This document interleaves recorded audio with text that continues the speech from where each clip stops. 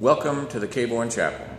Tips and advice to make your wedding less stressful and maybe save you some money.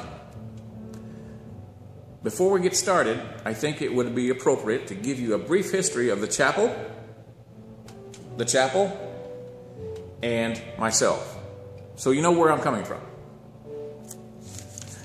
The Caborn Chapel. The name Caborn came from what the settlers named the primitive Native American people that were already here. They named them the Caborn Wellborn people. And there's a small community here in southwestern Indiana called Caborn, C-A-B-O-R-N. No doubt that the Native Americans had a name for themselves, but that's what the settlers called them, so that's what stuck, the Caborn Wellborn people. And we are in the Caborn Chapel right now. The chapel seats about 100 guests comfortably in the sanctuary where I'm at right now. The chapel was built by German immigrants in 1887, and no doubt that's why it's still standing, because of their expert craftsmanship. We still have their original diaries, which are in German until about 1910, which probably had something to do with World War I. The most frequent question that I get about the chapel itself, the structure, is the steeple. And I'll show you a picture. The steeple is actually an anchor. It is called the Mariner's Cross. The purpose for it is for several reasons. One reason is because when folks were persecuted for their religion, they would hide their religious symbols in other everyday symbols. So inside that anchor, there is a cross. Also, biblically speaking, the anchor is a symbol for hope. Just as Yeshua, now known as Jesus, he was often called an anchor. The chapel, we have services, we donate food, and we have made the ethical choice to pay taxes. Now, since our congregation is small, there have been times when we've struggled to keep the chapel going, but by providence, folks have decided they enjoy the charm of this place so much that they want to get married here.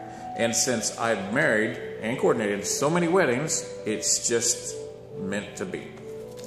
So, my name is Scott, and like I said, I'm the steward of the Caborn Chapel. I have officiated and coordinated hundreds of weddings. I wouldn't call myself a planner, but I probably could if I wanted to. I prefer to use the language officiate and coordinate. Officiate is what a lot of people would call the pastor or the minister. I officiate the weddings. I speak the words. I have the experience to do it. And this is what these videos are about. It's about taking my experience and imparting it to you, so you will have a less stressful wedding, hopefully, and save some money, hopefully. There's a lot of different components to a wedding, and I know all of them. I'm sure there's always somebody who's going to know more, but I'm going to take my hundreds of weddings experience and give it to you. We'll talk about one subject at a time in each video. Now, I have had the honor, like I've said, to officiate hundreds of weddings, and some of those were themed weddings. Some of them there was a Harry Potter wedding. It was awesome. There was a medieval wedding, comic book wedding. We've had some traditional weddings with a little bit of the couple's personality injected into the wedding, which I highly recommend. It's glorious. I get to stand between two people at that moment. It's glorious. I love it. I love it. And I'm going to love making these videos for you. I can only hope they will help. Now, when I meet with a couple, and since I've done so many of these, I have tried to streamline it and make it easier for folks, including me. The smoother it goes, the less stress, right? I usually give these folks a tips and advice page, and that's what we'll be going over in these series of videos, because I've put my experience onto text, onto paper, but one sentence doesn't really get it, if you know what I mean, always. So, in addition to tips and advice, I also hand out a questionnaire. This questionnaire is so I can customize your ceremony to be how you want it. Most ceremonies are rather traditional, and there's nothing wrong with that. It's your wedding. It needs to be how you want it to be. That's probably my first tip. This is your wedding. Do it the way you want to. There will be friends and relatives that if your wedding isn't traditional, they may say something, and you may feel compelled out of respect to do it more traditional the way they want. That's fine. It's a family. You have to get along. You know what a wedding is? A wedding is a declaration. It's a declaration between two people. They are declaring their commitment between each other to God, to friends and family, to the universe. A wedding is a declaration of a commitment. That's what it is. Now, there's also other possible descriptions for a wedding. Like anything else, there's other things that can be described for a wedding. But to me, it's a declaration. That's why you do it in front of people. You have to have witnesses. Well, not in all states, you don't have to have witnesses, but someone has to perform the ceremony, and you have to be in it.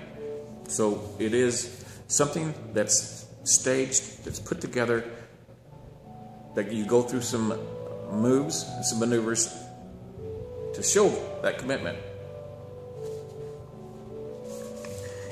And in addition, I have a vendors list that I give out to folks. I've met so many awesome people, photographers, DJs, caterers, and I can't put everybody on there because I've met so many, and there's so many awesome ones.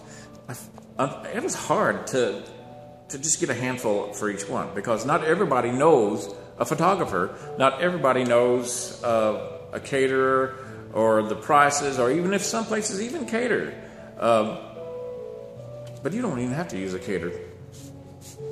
The number one cost in a wedding is the food. So, my first tip and advice is, like I said, you are having your wedding. It's your wedding. You're going to get a lot of input. Friends and family, they're well-meaning. Somebody may have just got married. Someone may say they're a planner. And let me tell you, anybody can take their name and put the word planner in front of it or behind it. I mean, it's easy to do. You know, Scott, wedding planner. So just because they say they're a wedding planner, or they say they're a photographer or DJ or whatever, just remember, you need to check and see what, the reviews, if they are, you know, if anybody knows them, or maybe go see some of their performance before you utilize their services. It's your wedding. Do it the way you want to. It's all a wedding is. It's all tradition. It is all tradition. My questionnaire, I'll go through it one of these videos. I ask you if you want to be given away. You don't have to be given away as a bride.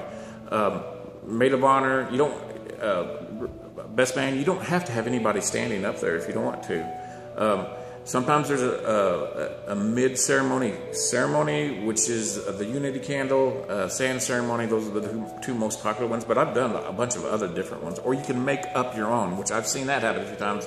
It's awesome. So this is your wedding. Do it the way you want. I'm going to end this video now because I can stand here and talk for an hour or more. So I'm going to cut myself off. I'm going to shut myself down, and I'm going to put a bunch more videos on here. So I can help you. I meet with couples so often, and I want to impart my experience to them, really just to save them some suffering, and like I said, maybe save you some money. So why don't you click subscribe and that little bell that everybody keeps talking about, and I'm going to keep on making more videos. So thanks for watching, and we'll see you next time.